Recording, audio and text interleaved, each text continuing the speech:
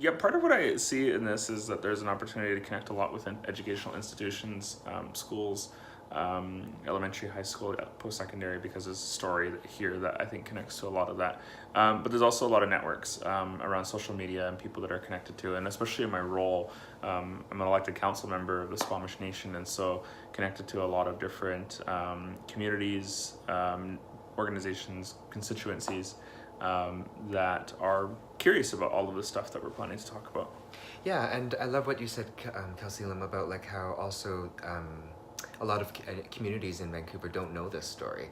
I know personally my community, like the Chinese Canadian community, there's a lot of interest in hearing about the First Nations people that were here before us.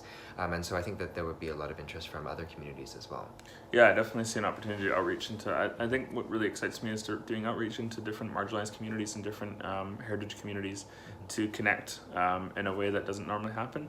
And sometimes it's because of a language barrier, but also I think it's just about intentionally putting that out there and trying to reach out that. Part of the story will also be including some tapes and archival material from speakers who have passed, and some of the kind of prophetic messages that they had for future generations when they were here, and how some of the things that they had predicted or wanted to see were actually coming true now.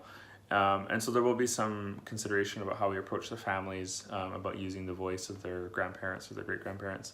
And then I think in terms of the communities and constituencies, there's a lot of people who are interested in Indigenous history, Indigenous culture, that are very progressive and want to understand more about allyship and around solidarity and things like that. And then I also think that there's just a general interest by a lot of people who perhaps have participated or learned about reconciliation, learned about the work that's happening around reconciliation. Maybe they participated in the Walk for Reconciliation, or they've attended workshops.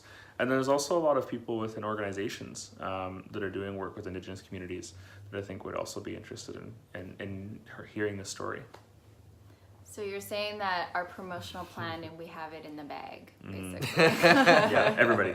Yes. Right? Yeah.